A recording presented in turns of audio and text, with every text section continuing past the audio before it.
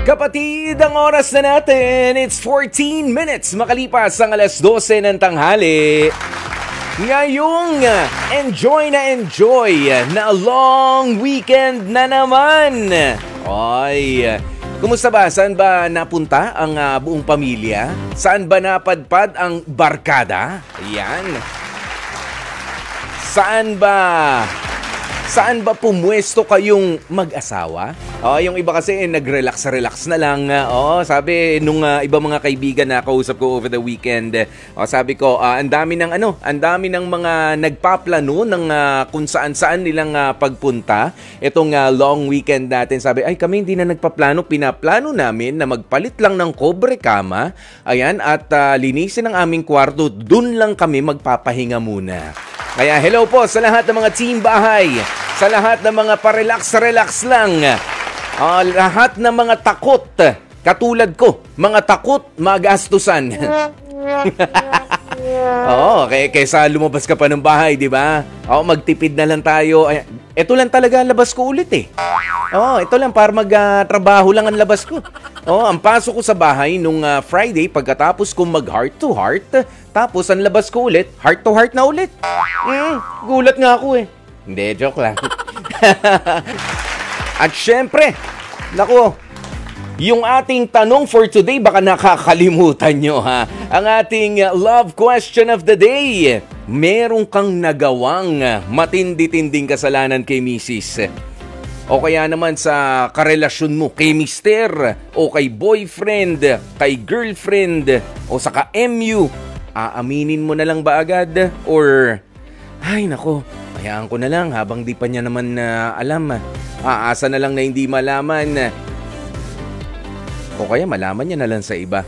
Baka pwede pa akong magsinungaling. Yan, iniisip ng iba. Sisinungaling pa no? Kaya ano nga ba ang mga kasagutan? Sabi ni Renny Boy kay Hadas, nakakatakot man pero sa akin kung sa akin siguro mangyari yan, aamin na lang ako Kuya Poy kung ano't ano man ang naging pagkakasala ko. Kasi at the end of the day, makukonsensya pa rin naman ako eh. Pagka yung pangonsensya ang mangurot sa akin, kapag ka nalaman niya mula sa ibang tao, mas mahirap yun. And I thank you. At sabi naman ni Gaspar Baltasar, oo, amin na agad. May moment na agad kung ayawan na. Kaya may ginawa sa iba kasi nga ayaw mo na ng routine ninyo. Kailangan iba naman. Iba yung iba rin yung dahilan ni Gaspar Baltasar. Kumbaga, ibig sabihin mo ba, hindi ka magloloko, okay? Hindi magloloko kasi hindi mo na gusto yung present mo, kaya ka nakagawa ng kasalanan. Iba rin yung punto de vista mo, ha? Yan si El Pixie, sabi niya, namin ko na poy. Inamin ko na, wala na mahaba pang usapan, paliwanagan. Inamin na. Tapos, yan si Limjap Angel, sabi niya, kung ikaw yung taong may integridad o respeto sa sarili, natural na dapat kang umamin. Kasi kapag hindi ka honest sa partner mo, wag mo nang asahan na magiging maayos pa ang buhay, relasyon nyo. Ang sinungaling toxic yan kapag ka nakasanayan mo yan. Be ready sa malaking consequences sa buhay mo. Ayan, si Nelsie Magsoling, aamin na lang ako kasi walang sikreto ang hindi mabubulgar. Samantala sabi naman ni J. Kim Sidneyra, sabi niya, mas gugustuhin niya na maghiwalay na kaysa umamin. Paninindigan niya talaga yan, Kuya Poy, na wala siyang ginagawa pero nararamdaman ko na meron talagang itinatago. At siya pa ang galit. Siya pa yung malakas magbintang pero doon niya tinatago yung gawain niya. Sa bagay, yung iba ganyan defense mechanism nila, di ba? Ang meron kaya tang tinatago sa akin Ayan, pero sila pala mismo gumagawa. May mga ganun. Sabi ni Rosalina Dalangin, amin po ako agad kasi tao lang naman ako marupok, natutokso rin. Sunshine Tolentino, hindi mahirap ang umamin sa kasalanan. Ang mahirap po ay yung patunayan kung totoo yung nagawang kasalanan. Dahil kadalasan sa aming mga babae, mabilis kaming magduda kahit wala namang tamang katibayan. What if your partner admitted something you wanted to hear? Tapos, yun ang naging dahilan ng paghiwalay ninyo. At later on, napatunayan mo na hindi naman pala totoo. It's too late. 'Di ba? It ruined your life already. Kasi mas madaling paniwalaan yung gusto nating marinig kesa yung malaman natin yung katotohanan. Yun lang po. Iba rin naman ang pakiwari nitong si Sunshine. Sa bagay, meron nga kasi mga ganyang tao naman. Umamin ka na. Di ba kapag nagkakaroon ng anong tawag mo rito, ng konfrontasyon sa pagitan ng dalawang magkarelasyon, umamin ka na. Yun ang gusto. O kahit na nagpapaliwanag ka, kahit wala naman talagang kasalanan, kahit na pakiramdam lang ang baon-baon mo, aminin nyo hindi lang mga babae, kahit mga lalaki, ganyan.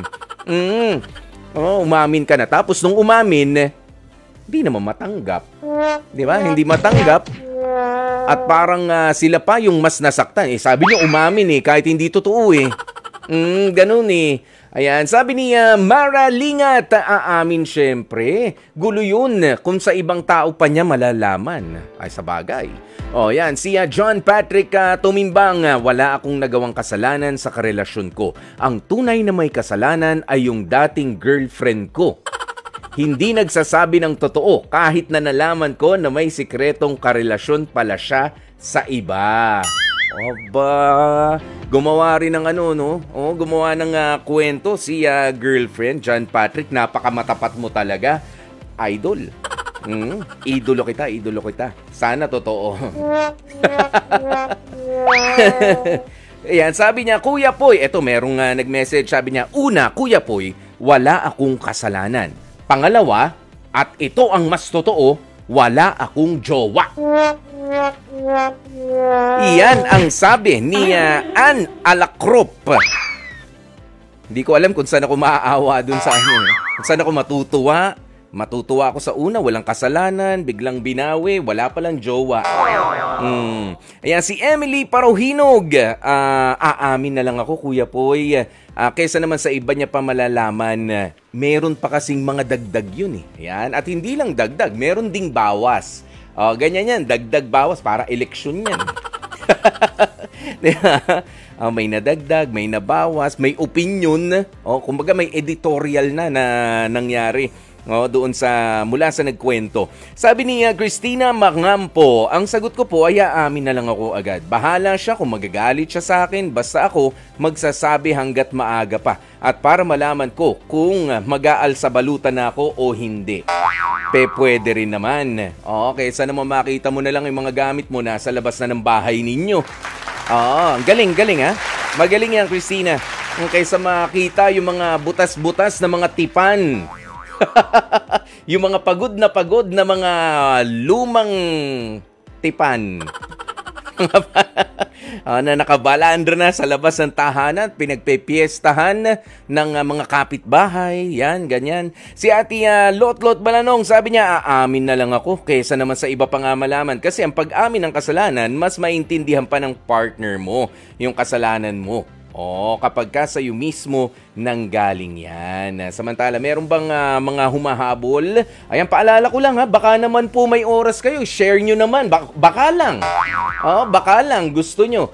I-share nyo ang ating ang ating live stream for today.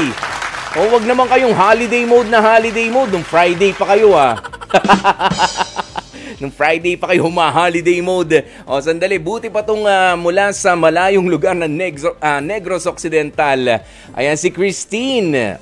Makakausap natin. Ano nga ba ang ginagawa niya? Umaamin agad kapag may malaking kasalanan? Or hindi, yaan mo na lang muna dyan. Baka hindi naman din kasi malaman pa Baka sa iba na lang, ganyan. Christine, magandang tanghali sa'yo. Magandang tanghali, Kuya. Christine, ikaw ba nangyari na sa ito? Oo naman po. Dapat pag may kasalanan ka, dapat mo aaminin sa partner mo para at least malaman mo din na tatanggapin niya baka o hindi. Dapat maaga pa, sasabihin mo sa kanya kahit sa iba niya pa malalaman. Oo, ikaw ba? Pagkakamali mo. Ikaw ba, Christine, dati naranasan mo na to na may nagawa kang mali? Not necessarily third party. Halimbawa, yung iba kasi na galaw yung ipon. Diba? Yung ipon na pera. Ayan, nagalaw. At ipinahiram, tapos tinakbuhan ka nung nanghiram. Sa iba nangyari yung ganito mismo? Oo, nangyari yan sa akin. Yung pera ng asawa ko, pinahiram ko sa tita ko. At di niya nga alam na pinahiram ko.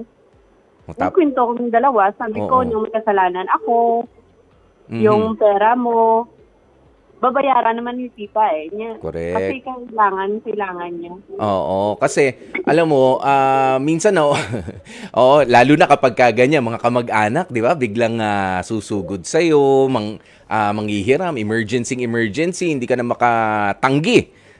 Pero ano nangyari? Nagalit ba si Mister? Hindi na. Parang paawa effect man din ako kasi yung pagsasalita ko parang awang-awa ako. Na parang hindi siya magagalit. Yung tandahang pagsasalita. So kailangan din may acting ka rin. Oo. Gusto ko yon. Ang galing. Christine, yung medyo kailangan nangingilid yung luha. Ganyan. Oo. Ayan, parang yan. At magalit siya, parang lumaawa na lang sa'yo kasi yung pagmumukha mo parang iiyak ka. Correct. Parang guilty ka na pahinihiram mo, hindi ka nagpapaalam, ganun, parang ganun. Yun yung nakakatawa. Pero hindi naman nagkaroon ng aberya, Christine. Okay naman. Okay naman. Sabi niya, hayaan mo na lang, babayaran niya naman. Yun.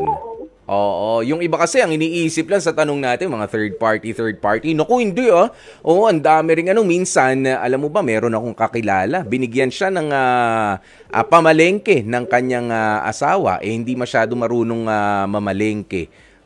Yung mga nakuha na parang mga bulukin na.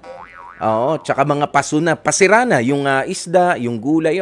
Hindi marunong tumingin basta ganun lang. Ay, nagalit talaga yung asawa. Hindi mo naman pwedeng lutuin yung diretso. 'Di ba? Malalaman at malalaman din. Sayang yung kwarta. Pinaghirapan yun 'di ba, Christine? Salamat, Christine, sa pagtawag. Ayan, at syempre, isunod naman natin si Queen ng Batangas. Aba, meron palang Reynang nagtatago dyan sa Batangas. Ang Reyna ng Batangas, Queen. Magandang tanghali sa'yo.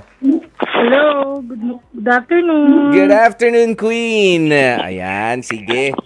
Hi. Ikaw ba? Amin agad? Or wala? Baka naman, Kuya Poy, baka maitago pa, baka makalimutan din Ganon. Paano? Hindi, syempre kapag mahal mo, inaamin mo kasi naman yung totoo. Kasi depende na yan sa tao kung patatawarin or kung hindi. Sige. Queen. Kung umamin ka, and then pinatawad ka, and that's good. Kung hindi, face the consequences ng ginawa mo. Sige. Queen, ito ang tanong ni Kuya Poy. Ano yung ano yung pinakamabigat na naging kasalanan mo? May asawa ka na? Mister ba? O boyfriend? Wala. Single mom. Sa naging karelasyon mo noon? O yan. Siguro ang pinakamabigat. Pinakamabigat na parang hindi mo masabi-sabi sa kanya pero kailangan sabihin, ano yun? Tungkol sa ang issue? Syempre, yung makausap yung family ng dati ng ex mo din. Ganon. Pero syempre sasabihin mo kasi iintindihin naman niya yan, DJ Poy, kung mahal ka niya. Kasi lalo kung alam niya, may assurance siya na siya lang talaga. Feeling ko gano'n naman yun. Pero bago mo kinausap yung ex mo, nagpaalam ka muna talaga? O nakausap mo na muna bago ka nagpaalam? Nakausap ko na kasi parang nangangamusta lang naman. So, aside from that, wala na. Siyempre, ex na nga. Ayan. Okay. Ang bait mo naman pala. Palakpakan. Iba rin. You. May mga babatiin ka ba, Queen? Batiin mo na yung mga prinsipe mo, mga prinsesa mo. Binabati ko lang naman yung mga friends ko. Hi! Ayoko na isa-isayin, baka marinig, baka makilala eh. Pwede mga taga Batangas. Hi sa mga taga Calaka, Batangas. Uy, sa Calaka. Paano ba banggitin yan? Calaka, Calaka? DJ Boy, that's Calaka. Calaka, di ba? Okay. Calaka, Batangas. Yes. Yeah. Kasi yung iba pagka naririnig mo, di ba? Calaka, ganyan. Sabi ko, alam ko ang Calaka, yun yung kumukokak. Pagka DJ Boy is Palaka naman. Palaka ba yun? Yun naman pala yun. Salamat for educating me. Ayan, pero thank you, Queen. Enjoy. Thank you, DJ Boy. Ay, mag-share na kayo ng live stream natin ngayon, ha? Queen, Christine, na mga nakausap natin. At syempre, naku, paano nga ba sila nakatawag sa atin? Kasi alam nila ang telephone number din natin. Ang telephone number natin, mga kapatid, ay 8631-5788 o kaya naman ay ito, 8631-6674. At yung iba naman po ay nagte-text din sa amin sa numerong 0926-530-7055 para sa kanilang mga komento, at yung iba nga ay nakatutok sa atin at nag-share pa ng ating live stream every day. Ng ating live stream dito sa Radyo 5. At syempre yung iba, ni-like pa, finalo pa yung H2H Conversation Official. Ganun eh. Talagang rekta. Tapos ano nga yung pipindutin? Notification. Yung notification para meron kapag ka umere na ang heart to heart ay nandyan na agad kayo. Ayan. Dear Kuya Poy,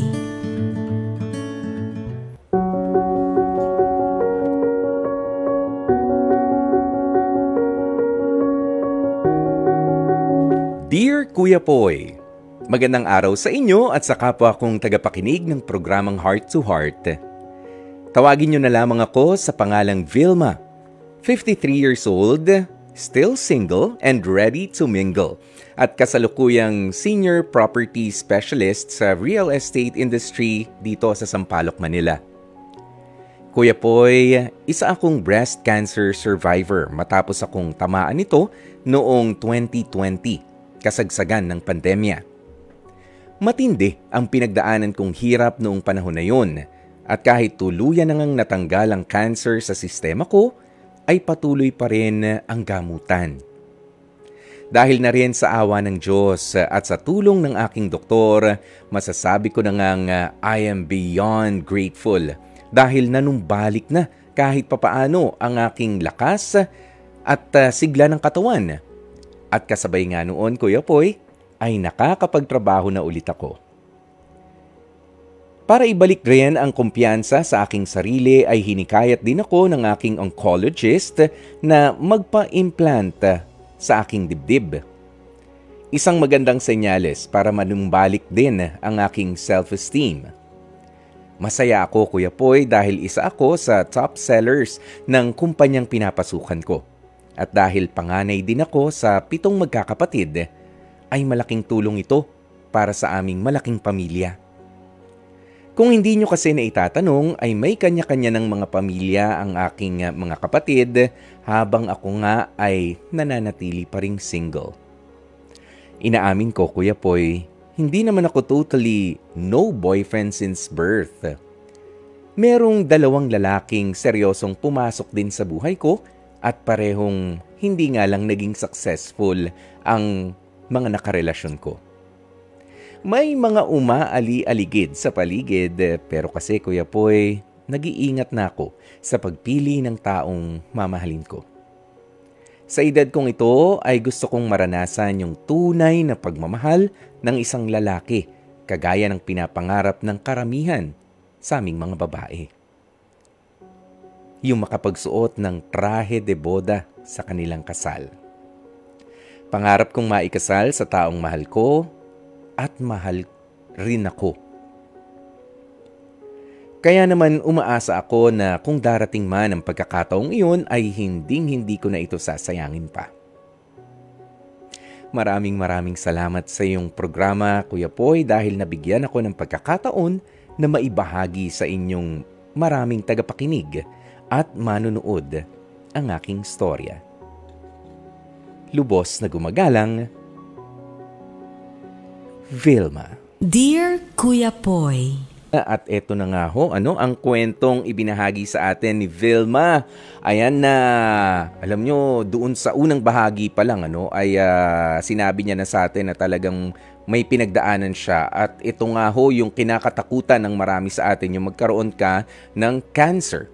Okay? The big C. Kung tawagin, marami ho ang mga hindi na panlalabanan yan. Yung iba nga, malaman pa lang, di ba, umpisa pa lang, talaga nade-depress na, lalo nagde-deteriorate ang kanilang health situation. Ayan, at hindi nagiging maganda yung tanggap. Pero si Vilma, ay kita nyo naman, lumaban, di ba, at nagtagumpay.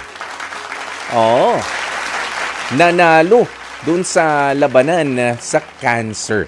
Ayan, kaya naman wag na natin patagalin pa. Kausapin na natin si Vilma ng Sampaloc, Manila at dito na natin ipaamin sa kanya ang lahat. Dito na tayo magpakwento, magpaamin at alamin kung ano nga ba yung may kailangan yata siya Alam ko, nandun na rin naman sa kwento, kunyari pa kayo dyan. Alam nyo na kung ano yung kailangan niya. Pero eto na, to officially start and welcome si Vilma. H2H Confessions. Yan, Vilma. Ay, kita nyo naman, naka-video tayo ngayon. Magandang tanghali sa'yo. Magandang tanghali din, Kuya Poy. Ang ganda ni Vilma, no? Thank you po. Holiday ngayon, Vilma. Meron ka bang... nasa real estate ka, right? Yes po, sa Artigas. Sa Artigas Center. Ayan, so yeah. Hindi ka naman busy ngayon? Hindi naman po kasi day off ko today. Ayan, tapos holiday pa. Ayan, relax muna. Natuwa ka ba doon sa nabasa nating kwento mo? Kailan ba itong dalawang huling relationships na naranasan mo? Matagal na po yun, since 1990 pa. 1990? So ilang taong ka lang? Teenager pa? 20 lang ako noon. Okay, 20 ka noong 1990 and then the second relationship, kailan lang? 2013. 10 years ago ang pinaka-recent. Ayan, okay. Yeah. Vilma, masyado ka naman yatang busy. Ang layo ng gap nung nung pakikipagrelasyon mo noon. Masyado lang po ako, Kuya Poy, mapili at saka alam mo na yun, marami naman, kaya lang. Medyo mapili nga po tayo. Oo. Correct. Siyempre, kailangan ganun Hindi naman pwedeng, yes. Hindi pwedeng lahat na, ito ang pinapaalala ko rin sa ibang mga kababaihan, kahit nga dun sa anak kong babae. May nag-iisang anak akong babae na hindi lahat ng mga manliligaw sa iyo ay you have to entertain. Dapat, sa una pa lang, alam mo na kung sino yung itutuloy mo yung pakikipag-usap o pakikipagkwentuhan man lang kesa doon sa at wag mo nang i-entertain yung medyo bastos talaga, 'di ba? Yung hindi marunong rumespeto sa matatanda. Pagka ganun, eliminate na. Ikaw ba ganun din ang process of elimination mo?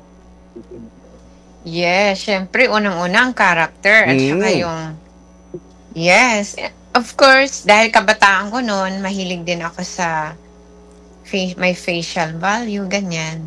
Alam mo na. Syempre, pagka ganyang kaganda ang babaeng parang si Ate Vilma, hindi naman pwedeng basta kung sinong putyo lang yung pipiliin mo, di ba? Ano bang true. Mamaya ko natatanungin kung ano yung itsura, physical appearance nung ideal type of guy mo. Kwentuhan mo muna kami dito sa paglaban mo sa ang bilis mong na conquer o hindi pala, ang bilis mong natalo itong cancer na dumapo sa iyo noong 2020. Stage ano ba ang inabot nito? Stage 2A po. Ayan, so nag-progress na rin siya, So, ayun, na-diagnose ako 2020, na operahan ako ng pandemic time, 2021. So, after 1 year, fast recovery po ako. syempre nung bagong opera ka, hindi ka makagalaw yung kamay mo. Pero tinulungan ko yung sarili ko, nag-exercise ako hanggang naigagalaw ko, naitataas ko. Hanggang sa nagbalik po ako ulit sa trabaho. At tuwang-tuwa nga po yung doktora na nag-check up sa akin sa company kasi sobrang, alam mo yun, binigyan niya ako ng fit to work kasi sobrang nakita niya na para naman daw akong hindi nag-undergo ng operation ng breast cancer. Ayan, and it shows, 'di ba? 3 years after, look at you. Ako hindi ko rin naakalain 2 years.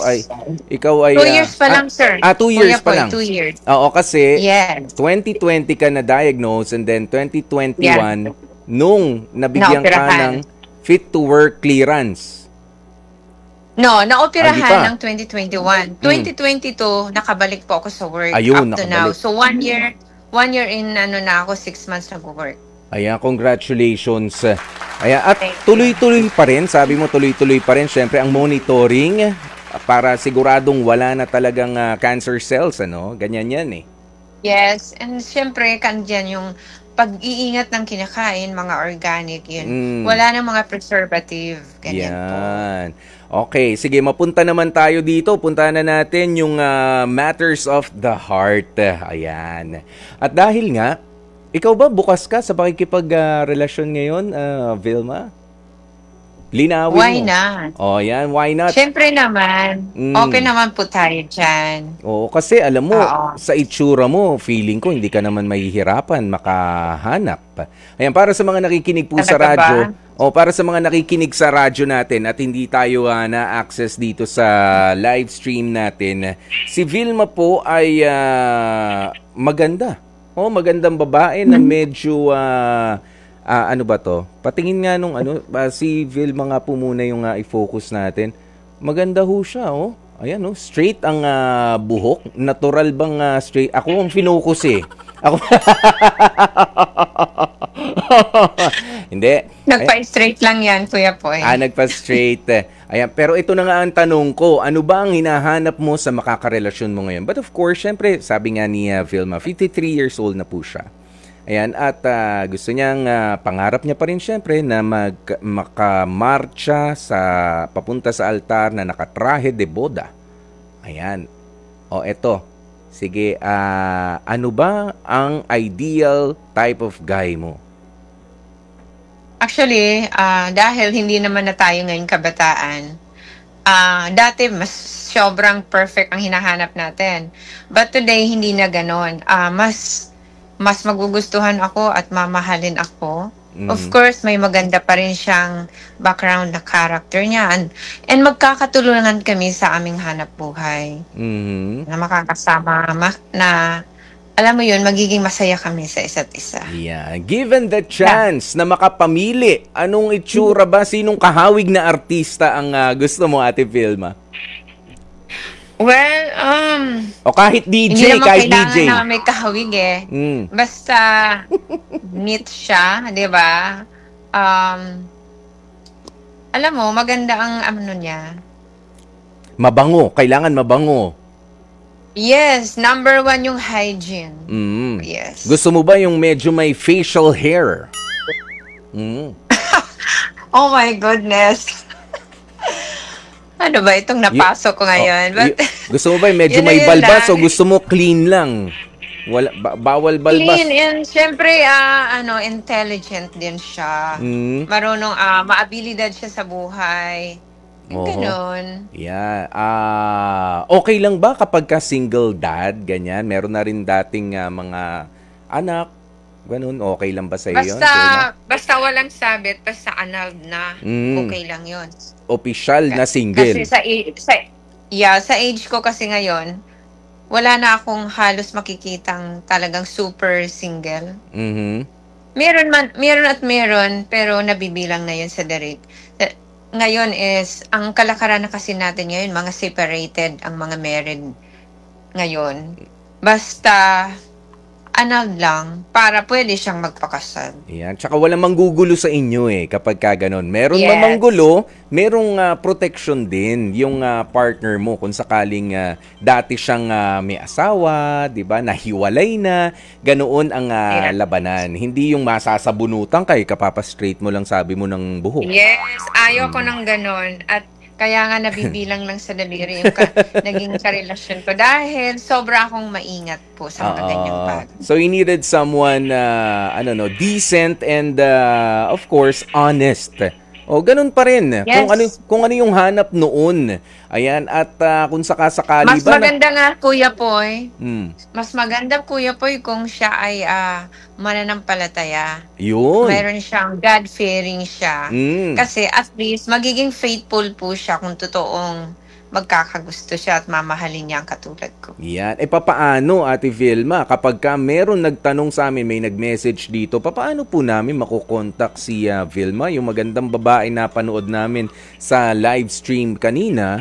Tapos, kasi nabighani ako sa ganda niya ganyan. Naka. Well, may number naman po ako at pinamimigay ko yung number ko kasi nga nasa real estate nga ako 'di ba? So ito actually all in po ito, nagpa-prospect ako ng mga talagang mga investors po sa Ortigas Center. Pero mas maganda na mag-invest kayo ng love. Ng love kung sakaling nagustuhan nyo nga itong si Ate Vilma. Bakit hindi? Open naman sa ganyan. Open ka naman, di ba? Sabi mo. Yes naman, Kuya Poy. Yun. Hindi naman natin sinasara ang ating pintuan doon. Sandali, bago tayo, dahil limitado yung oras natin, merong mga gustong sabihin, merong mga callers, okay lang na tumanggap tayo, para may mga sasabihin sila kay Ate Vilma. Ayan, si Renny Boy ng Pangasinan. Renny Boy, anong gusto mong sabihin kay Ate Vilma? Hello po, Kuya Poy. Magandang tanghali po. Magandang tanghali. Mang sasabihin ko lang po kay ate, tuloy lang po nila yung pagiging positive po nila sa buhay. Napakaganda pong panimula yan. Kasi sa buhay, kung magkukulong ka sa kalungkutan or sa mga past na nangyari, parang madali rin po tayo may stress. So, tama lang po yan. Ang positive outlook sa buhay, napakahalaga po yan. Sa love life naman, medyo chill lang tayo dyan. Kumbaga...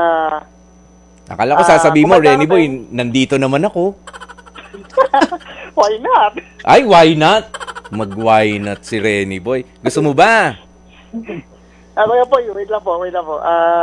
Sa love life naman kasi kung may darating talaga, why not? Pero kung wala naman okay lang din po. Kumbaga, in everyday that pass in our life, be thankful always. And yung pagiging positive sa buhay, napakalaking bagay po yun. Yan, okay. Meron ka ba itatanong kay Ate Vilma? Facebook na lang po nila. Facebook. Sige, mamaya malaman natin yan, Renny Boy. Kaibigan naman ng heart to heart itong si Renny Boy Vilma. 'Di ba? Open naman si Vilma sa pakikipagkaibigan. Kaya sige, balitaan ka namin mamaya, ha? Kasi may isa pang gustong kumausap kay Vilma mula naman sa Sukat Parañaque. Yan, mula sa Sukat Parañaque si Jeron. Hello, Sir Jeron. Hello. Magandang tanghali po sa inyo. Ano bang gusto niyo sabihin kay Vilma? Masasabi ko lang kay Vilma, 53 pa lang siya. Marami pang pwedeng mangyari. Darating at darating yung tamang tao para sa kanya. Yan. Ikaw ba, Kuya Jeron, ikaw nga ba yung single dad na rin? Oo. Meron akong dalawang anak. Meron dalawa.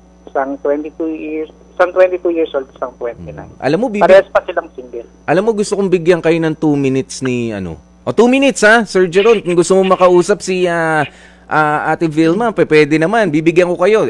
Total, heart to heart tayo. Go. Hello? Hello. Yes. Hello. Ganda ng boses mo. Hi. Narinig mo naman siguro sinabi ko kay Kuya po eh. 53 ka pa lang. Ako nga 57 eh. Pero willing pa rin akong magkaroon ng relationship in the future. Malay natin, di ba? May darating na lang. Bigla-bigla na lang. Isang araw eh, parang kamatayan, bigla-bigla na lang dumarating. Ganun ang relationship eh. So, ikaw ba ay kasal? Oo, namatay na yung asawa ko 2018 pa. Sorry? Wala na? Patay na yung asawa ko 2018 pa. Oh, sorry to hear that. Sorry. Oo. Condolence sa'yo. Meron akong 2 anak. Anong business mo? Meron lang ako ng 2 paupahan. Okay. Good yan. Maganda yan. Mayroon kang passive income. Which is nasa real estate ako. Maganda yan. Real estate. Yeah. Sa Taga-Ortigas. Yeah, Taga-Ortigas Center ako eh. Yun. At syempre, sorry sa inyong dalawa.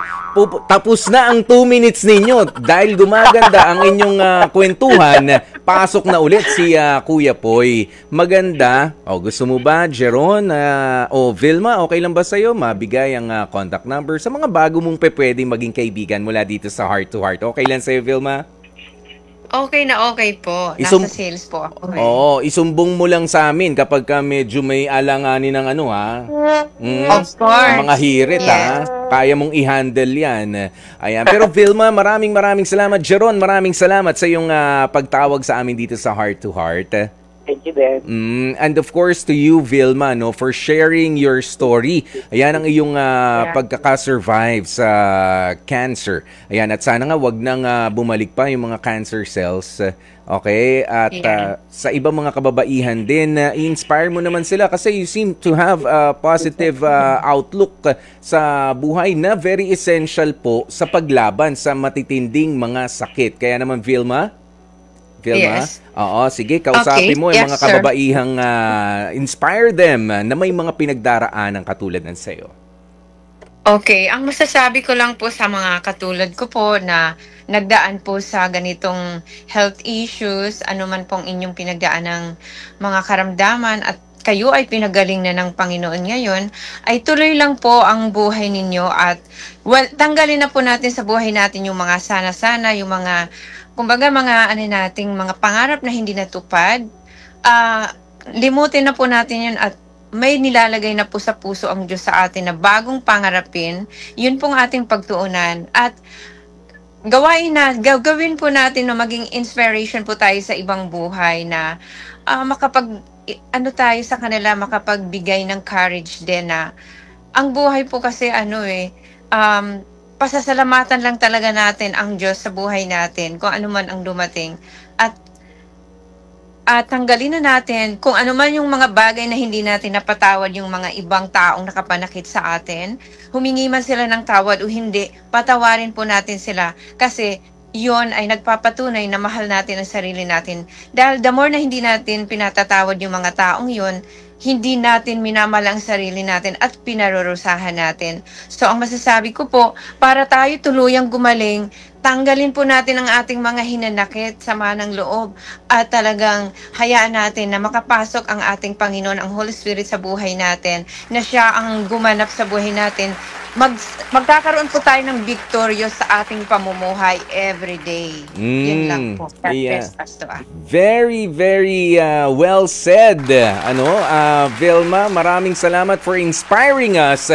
At sana very soon ay mahanap mo na rin ang iyong inspirasyon, di ba? Na makakatuwang sa buhay na ito. Yan. Kaya Vilma, thank you so very much. At sa inyo mga kapatid, maraming salamat sa pagtutok dito sa programang Heart to Heart. At yan na nga po ang bumubuo para sa bahaging yan ng H2H Confessions. Iyan ang pag-amin sa atin, pagkikwento ng isa sa ating mga giliw na mga kapatid. Ayan, at syempre, papaalam na nga po muna ang inyong lingkod. Bukas, magkarinigan po ulit tayo.